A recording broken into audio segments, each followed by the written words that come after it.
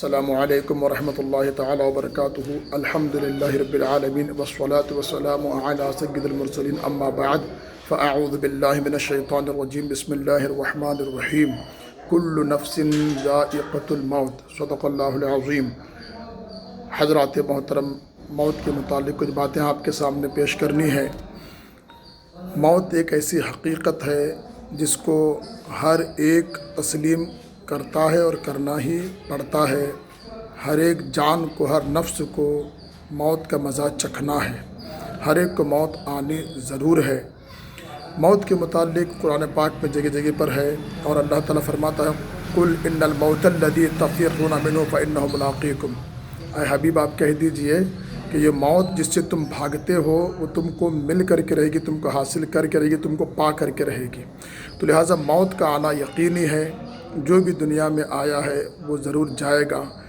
3 قاصد ہوتے ہیں، نمبر 1 بچپنا، نمبر 2 جوانی، اور نمبر 3 بڑھاپا۔ بڑھاپا یہ بہت لمبا ہوتا ہے، اور بڑھاپا اتنا لمبا ہوتا ہے جتنا کہ اکثر نہیں ہوتا، بلکہ بڑھاپا جب ایک مرتبہ آتا ہے تو پھر وہ واپس نہیں جاتا۔ کب تک واپس نہیں جاتا؟ موت تک واپس نہیں جاتا۔ بڑھاپا ایک ایسی چیز ہے کہ موت تک واپس نہیں جاتا۔ اگر کسی کی عمر 50 سال 60 سال کے بعد بڑھاپا ان کو آ گیا ہے، اب وہ 100 سال تک جی رہے ہیں، 120 سال جی رہے ہیں، تب بھی وہ بڑھاپے میں ہی ہے۔ مگر جوانی ان کی ایک حد اس کی متعین ہے، جوانی کی، اور بچپنے کی بھی حد بندی ہے، حد متعین ہے، مگر بڑھاپے کی حد متعین نہیں ہے۔ تو لہٰذا انسان کمزور ہے، لہٰذا انسان کو چاہیے کہ رب کی بارگاہ میں بار بار توبہ استغفار کرے اور اللہ تعالیٰ کی عبادتیں کرے۔ اگر کسی بندے کہ گناہ بہت زیادہ ہیں تو اس انسان کو توبہ کر کے اللہ کی بارگاہ میں رجوع لائیں۔ رب تعالیٰ کی رحمت بہت بڑی ہے۔ 2 جماعتیں ہیں، ایک گنہگار اور ایک نیکوکار۔ جو نیکوکار رہیں گے ان کے لیے رحمت کے فرشتے آئیں گے، اور جہاں تک وہ دیکھیں گے وہ رحمت کے فرشتوں کو ملاحظہ کریں گے، اور دوسرے وہ ہیں جو گنہگار ہیں، ان کے لیے عذاب کے فرشتے آئیں گے، اور جہاں تک وہ دیکھیں گے عذاب کے فرشتے ان کو نظر آئیں گے۔ لہٰذا حضرت عمر فاروق اعظم رضی اللہ تعالیٰ عنہ اور حضرت عباس رضی اللہ تعالیٰ عنہما، یہ دونوں بڑے اجلہ صحابہ کرام میں سے آتے ہیں۔ دونوں نے ایک دوسرے سے بات کی تھی کہ جو سب سے پہلے انتقال کرے گا وہ خواب میں آ کر کے بتائے گا کہ کیا حال ہوا ہے۔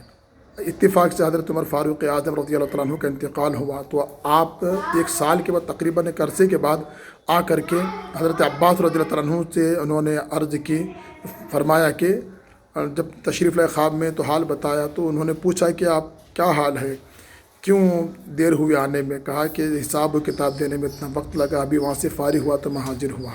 تو جس کو جتنا ملا اس کا حساب بھی دینا پڑے گا، اور موت ہر ایک کو آنی ہے، ہر ایک کو موت آنی ہے۔ لہٰذا موت ایک ایسی حقیقت ہے جس کو ہر ایک تسلیم بھی کرتا ہے، اور موت کو یاد کرنے سے دنیا کی محبت کم ہوتی ہے، آخرت کی محبت زیادہ ہوتی ہے۔ قبرستانوں میں حاضری دیا کریں۔ حضرت عثمان رضی اللہ تعالیٰ عنہ جب آپ جاتے تھے قبرستان کو بہت روتے تھے، آپ کی داڑھی تر ہو جاتی تھی۔ جب آپ سے پوچھا گیا تو آپ نے فرمایا کہ رونے کی وجہ یہ ہے کہ قبر کا امتحان سب سے پہلا امتحان ہے، پہلی منزل ہے، یہاں پر کامیاب تو ساری جگہ پر کامیابیاں ہوں گی۔ تو لہٰذا اس وجہ سے وہ روتے تھے۔ حالانکہ عثمان غنی رضی اللہ تعالیٰ عنہ ذو النورین ہے، میرے آقا نے ایک کے بعد دیگر 2 بیٹیاں ان کو عطا فرمائیں، اور ان کے بارے میں خوشخبریاں اور بدر میں ان کو شامل کیا گیا، تو لہٰذا وہ بخشائے ہیں۔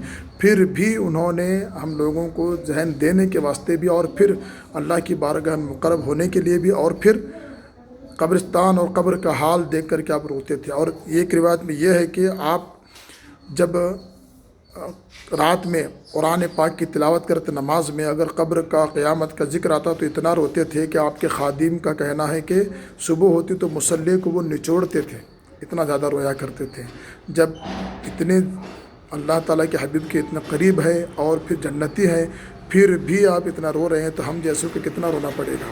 تو لہٰذا میں یہی گزارش کرتا ہوں کہ سب سے کہ قبر کی طرف توجہ کریں، قبرستانوں کو جائیں، اس سے دنیا کی محبت کم اور آخرت کی محبت زیادہ ہوتی ہے۔ اور پھر نمازوں کی پابندی کریں، اعمال صالحہ بجا لانے کی کوشش کریں۔ رب تبارک و تعالی ہمیں اعمال صالحہ کرنے کی توفیق عطا فرمائے۔ آمین رب العالمین۔ السلام علیکم ورحمۃ اللہ تعالیٰ وبرکاتہ۔